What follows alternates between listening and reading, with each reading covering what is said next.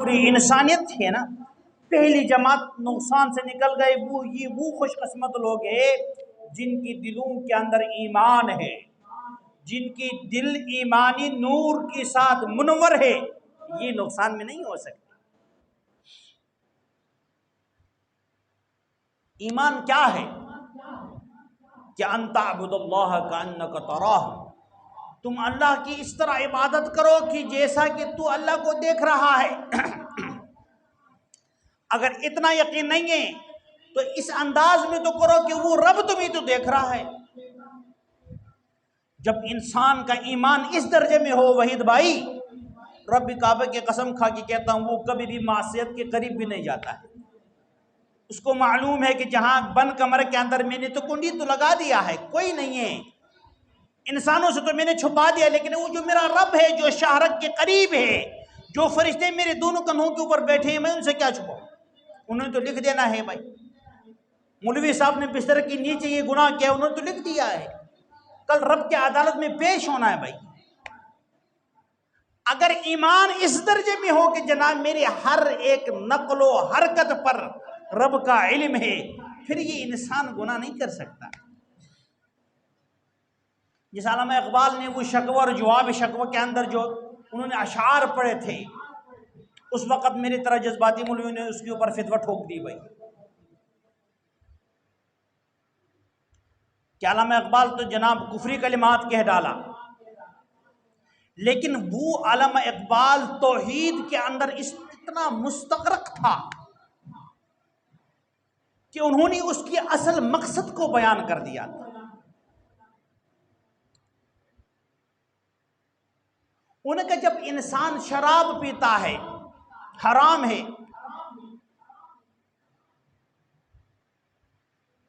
تو جب تمہارا ایمان اس درجے میں ہے کہ میں شراب اپنے گھر میں جا کے پی لوں، لوگوں سے چھپا بھی لوں، لیکن وہ جو رب ہے اوپر وہ تو اس کام کو دیکھ رہا ہے۔ اگر تو نے اتنا ہی کرنا ہے کہ جناب تو پھر مسجد میں آگے ہی پی لو بھائی،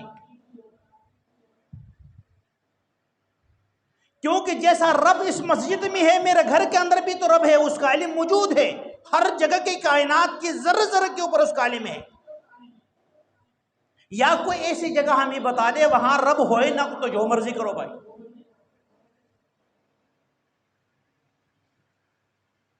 جب رب ہر جگہ میں موجود ہے، مسجد کے اندر بھی ہے، گھر کے اندر بھی ہے، بازاروں میں ہے، دکانوں میں ہے، گلیوں میں ہے، کوچوں میں ہے، جنگلات میں ہے، دریاؤں میں ہے، تو پھر کوئی ایسی جگہ نہیں ہے کہ جہاں ہم اللہ کی نافرمانی کریں، کیونکہ رب نے تو دیکھنا ہے۔ یا کوئی ایسے جگہ ڈھونڈ جہاں رب کی ربوبیت نہ ہو تو جو مرضی کرے بھائی، ایسے جگہ تو ہے ہی نہیں۔ جب ایسی جگہ موجود نہیں ہے تو پھر آپ گناہ کس طرح کر سکتے ہیں؟ وَالْعَصْرِ إِنَّ الْإِنسَانَ لَفِي خُسْرٍ إِلَّا الَّذِينَ آمَنُوا، پہلی جماعت بابرکت جماعت کو اس خسارے سے رب نے نکال دیا بھائی، ایمان والے جن کے دل میں ایمان ہوگا وہ نقصان کے اندر نہیں۔ ایمان کا میں نے آپ کو مختصر تفسیر آپ کو سمجھا دی بھائی۔ ایمان کے اندر سب سے پہلا توحید ہے، عقائد ہے، اعمال ہے، عبادات ہے۔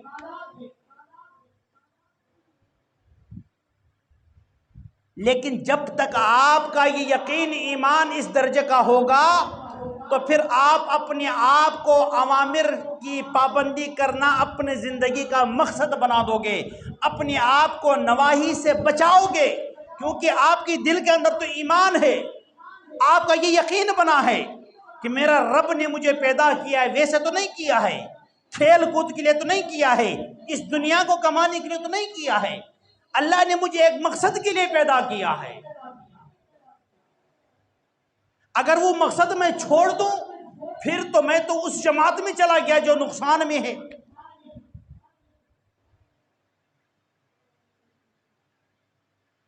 رب نے انسان کی خلقت کا مقصد بھی تو اللہ کے کلام کے اندر رب نے بیان کر دیا ہے، وَمَا خَلَقْتُ الْجِنَّ وَالْإِنسَ إِلَّا لِيَعْبُدُونَ، مقصد یہی ہے بھائی، اللہ کی عبادت کرنا۔ اگر عبادت میں نہیں کرتا تو میں اپنے مقصد سے پیچھے ہٹ گیا، آپ نہیں کرتے تو پیچھے ہٹ گیا، کوئی بھی نہیں کرتا۔ الا الذین آمنوا، سارے انسانیت نقصان میں، خسارے میں، ایک جماعت بیچ میں خوش قسمت نکل گئی جن کی دل کے اندر ایمان ہوتا ہے۔ اس کے بعد وَعَمِلُوا الصَّالِحَاتِ، یاد رکھو ایمان کا تکمیل، ایمان کامل نیک اعمال سے ہوتا ہے۔ آپ کے دلوں کے اندر جو ایمان ہے وہ کامل کب ہوتا ہے، وہ پاورفل کب ہوتا ہے؟ جب آپ نیک اعمال کرو، آپ نماز پڑھے، اپنی ان آنکھوں کی حفاظت کرے۔ اللہ نے ان آنکھوں کو دیا ہے، یہ اپنا نور تمہیں عطا کیا ہے حق دیکھنے کے لیے، سچ دیکھنے کے لیے، اللہ کا کلام دیکھنے کے لیے، نبی کا فرمان دیکھنے کے لیے۔ اگر ان آنکھوں کو آپ نڑ نڑ کر کے غلط چیزیں دیکھو گے بھائی صاحب، پھر آپ نے اس بڑی نعمت کا ناشکری کر ڈالی۔ یہ زبان اللہ نے آپ کو دیا ہے کس لیے؟ تاکہ آپ حق بیان کریں۔ اگر آپ نے اس زبان سے غلط بیانی کرنا شروع کر دی، جھوٹ بولنا شروع کر دی، اس زبان سے کسی مسلمان کی غیبت کرنا شروع کر دی، اس زبان سے جناب بہتان لگانا شروع کر دی، اس نعمت کا آپ نے قدر نہیں کیا۔ وہ کل قیامت کی یہی زبان، یہی آنکھیں، ہماری جتنی جسم کے اعضاء ہے، یہ ہمارے خلاف گواہ بنیں گے بھائی۔ انسان دنیا کے اندر بھی اپنی غلطی وحید بھائی تسلیم نہیں کرتا۔ ایوب صاحب نہیں کرتا غلطی تسلیم، سب سے پہلے میں خود نہیں کرتا۔ اگر مجھ سے غلطی ہو بھی جائے، میں تو مولوی ہوں، میں نے ایک جواب دینا ہے، دوسرا، تیسرا، جب تک میں نے اپنی وہ غلطی ٹھیک نہیں کرانا، میں نے ہار نہیں ماننی۔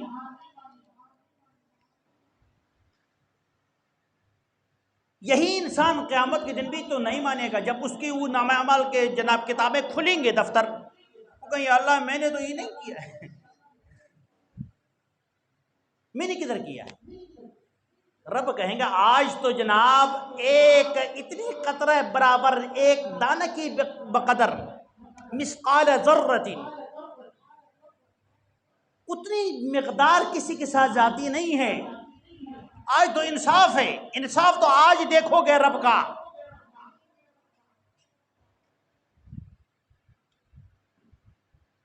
پھر اللہ رب العزت کہیں گا چلو شاید فرشتوں سے کوئی غلطی ہو گئی ہے، آپ کا مقصد تو اعتراض فرشتوں کے اوپر آ گیا، فرشتوں کے بھی بات مت مانے، اس کتاب کو نہ مانے۔ اب تمہارا یہی جسم بتائے گا کہ تو نے دنیا کے اندر کیا کیا ہے۔ اللہ رب العزت کی انسان جو زبان کے اندر گویائی کی طاقت ہے، ہم بات کرتے ہیں، گفتگو کرتے ہیں، اللہ نے اس وقت اس کے اوپر مہر لگا دی۔ اب ہمارا جسم کا ہر ایک جز بولے گا میرے دوستو، ہر ایک جز بولے گا۔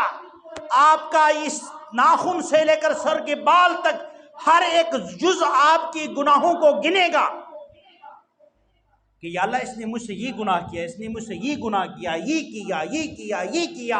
ظاہر کچھ اور صورت تھی، اندر تو اس کے اندر یہ خباثتیں تھی۔ پھر یہی انسان جب مجبور ہوگا کہ جناب اب تو میرے جسم نے میرے اوپر گواہی دے دی، اب تو انکار کی کوئی صورت نہیں ہے، پھر اپنے آپ کو ملامت کرنے لگنا شروع کر دے گا، اپنے جسم کو کہے گا کہ میں نے تو تمہیں بچانے کے لیے جہنم کے اندر تو جلنا تم نے بھی ہے۔ اس وقت جسم کہے گا کہ ہمارے پاس آج سچ کے علاوہ کوئی طاقت نہیں ہے بولنے کی، تو ہم کس سے چھپاتے ہیں؟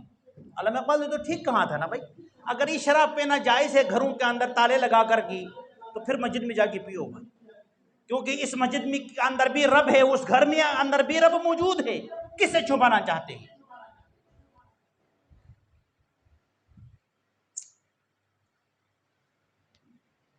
الا الذین آمنوا وعملوا الصالحات۔ قرآن کا اسلوب آپ دیکھیں، جہاں بھی ایمان کا ذکر ہوگا ساتھ نیک عمل کا بھی ذکر ہوگا۔ اشارہ اس طرف تھا کہ اس ایمان یہ کامل، یہ ایمان پاورفل تب بنے گا کہ جب آپ نیک عمل کرو گے بھائی۔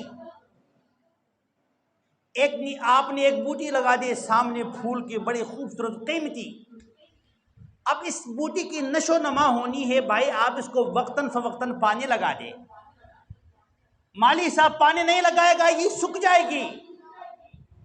مکرم بھائی آپ نے جو بوٹی لگائی یہ سوکھ جائے گی، 1 مہینے کے اندر یہ ختم، یہ برقرار اس کے اوپر پھول اور پھر خوشبو تب آئے گی آپ اس بوٹی کی جو ہے نشو و نما کے اندر جو اسباب ہے اس کا اہتمام کرے، وقتاً فوقتاً پانی لگا دے. ایک وقت ایسا ہے کہ یہ بڑی خوبصورت درخت بن جائیں گی، پھر اس کے اوپر پھل لگیں گے، اس کے اوپر پھول آئیں لگیں گے، پھر اس پھول سے خوشبو آئے گی، وہ خوشبو سے پوری آپ کے مسجد جناب خوشبودار بن جائے گی. یہی مثال نیک اعمال کا ہے دوستو، یاد رکھو، یہی مثال نیک اعمال کا ہے.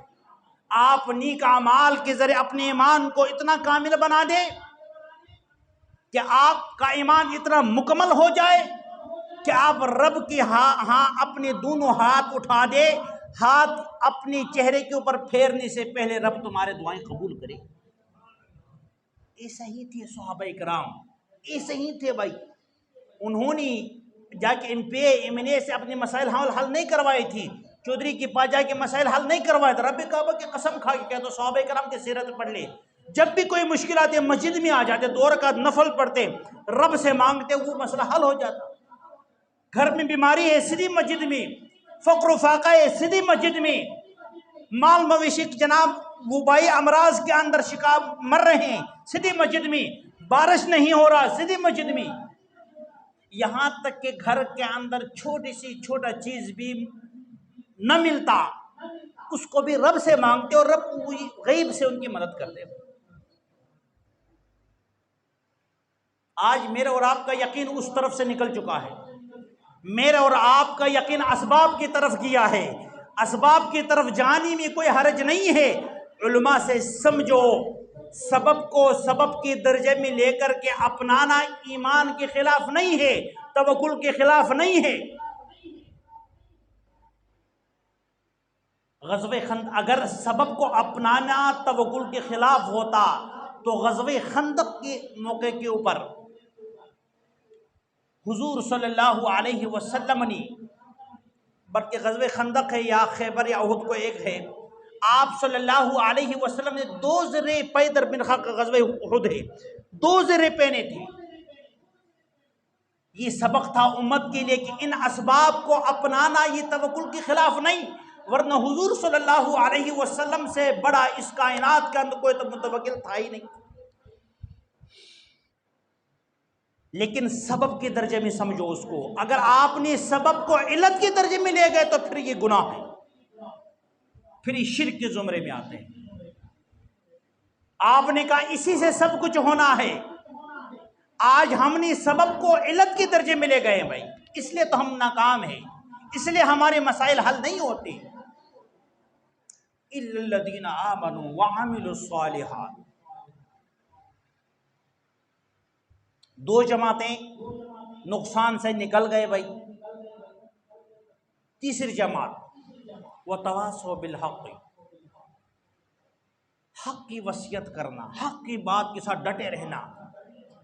سامنے اگر آپ کا دوست ہے حق بات کے خلاف جا رہا ہے، حق ٹھوک کے بیان کرو بھائی.